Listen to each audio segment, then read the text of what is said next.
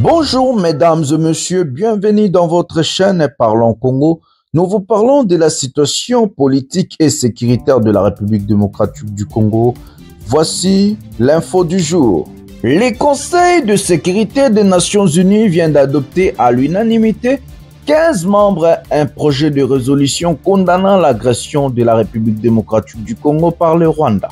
La solution exige l'arrêt immédiat de l'offensive du M23, les retraits des troupes rwandaises sur les sols congolais sans délai et le respect de la souveraineté de la République démocratique du Congo. Cette résolution rappelle enfin le rôle clé du processus de Luanda et de Nairobi en vue de trouver une solution politique durable qui passe par le retrait complet des forces rwandaises et le démantèlement des FDLR. Écoutons l'ambassadeur de la République française qui a présenté la résolution à l'ONU. Ce Conseil pour leur engagement dans la négociation de cette résolution ces 2 dernières semaines. Celle-ci porte un message clair.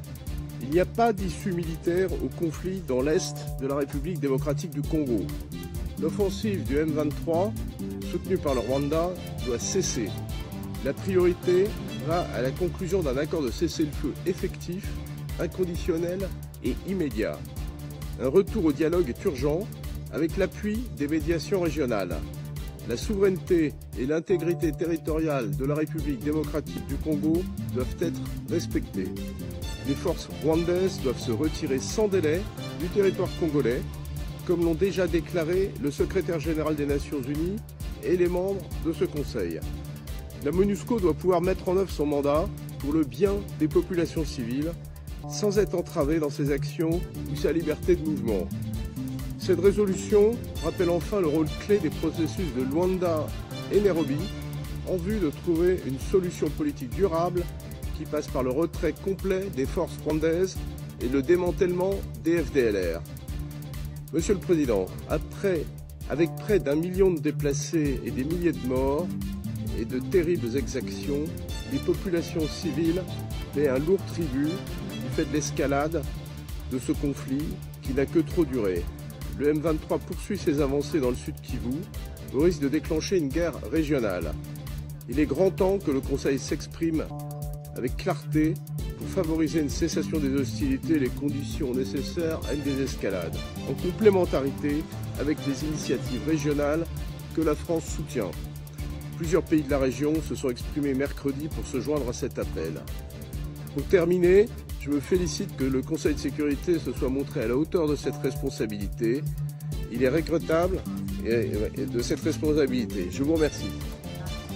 L'application de la résolution des Nations Unies sera tellement difficile à mettre en œuvre car le président de la République démocratique du Congo, M. Félix Tshisekedi Tshilombo, est envoyé à négocier directement avec son homologue, le président rwandais Paul Kagame, sur les accords de Luanda.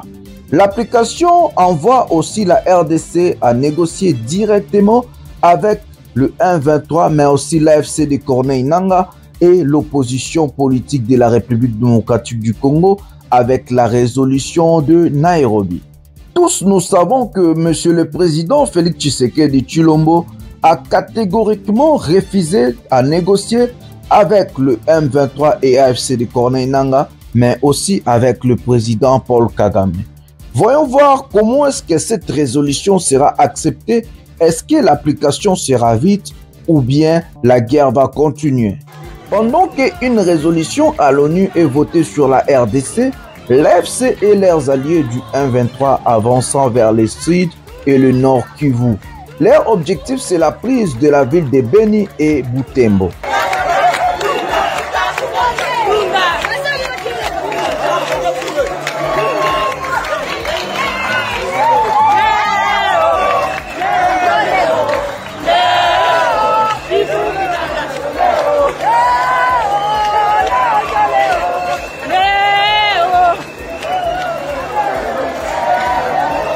Dans le cadre des échanges politiques, la République démocratique du Congo, à travers son ministre garde des Sceaux, M.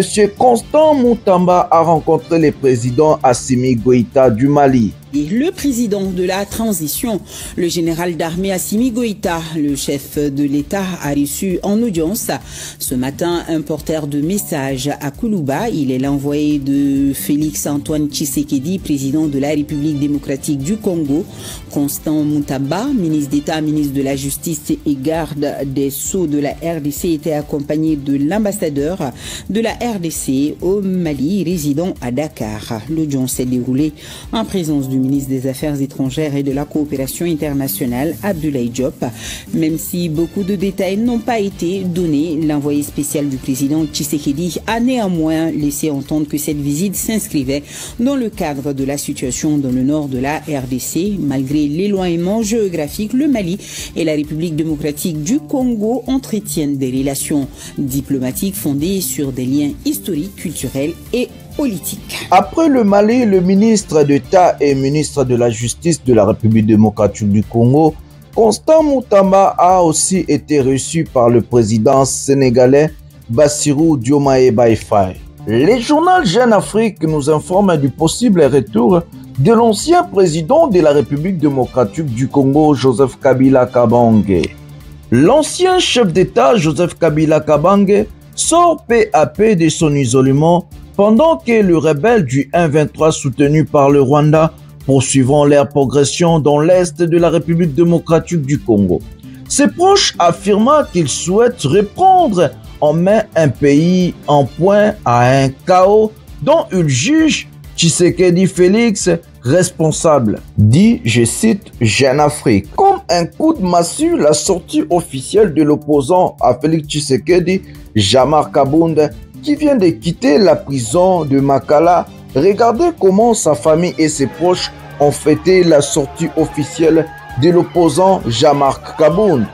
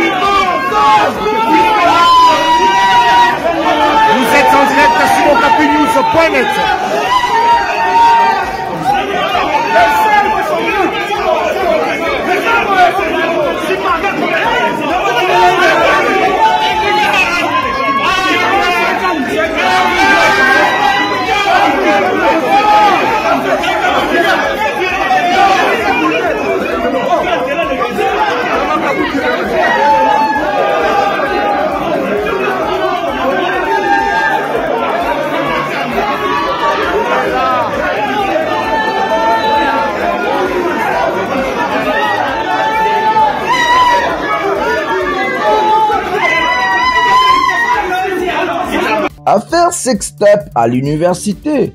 Les 3 étudiants de la Haute École de Commerce renvoyés définitivement de l'université pour avoir commis des actes de dépravation de mœurs et atteinte à la pudeur en plein cours.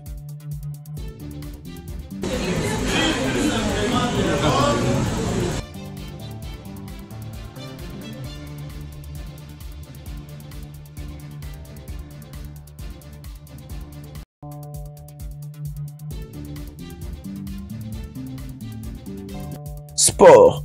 Les boxeurs congolais Martin Bakole va affronter les Néo-Zélandais Joseph Parker en Arabie Saoudite. Le comble est que le boxeur congolais n'était pas prévu pour ce combat, mais quand même, ce combat va lui rapporter plus de 5 millions de dollars. Bonne chance à Mwanamboka. Merci de nous avoir suivis jusqu'à la fin. Likez, abonnez-vous et activez la cloche de notification. Partagez nos vidéos avec vos proches. Dans cette chaîne, nous vous informons chaque jour aux informations politiques et sécuritaires à ce qui concerne la République démocratique du Congo et les informations partout dans le monde.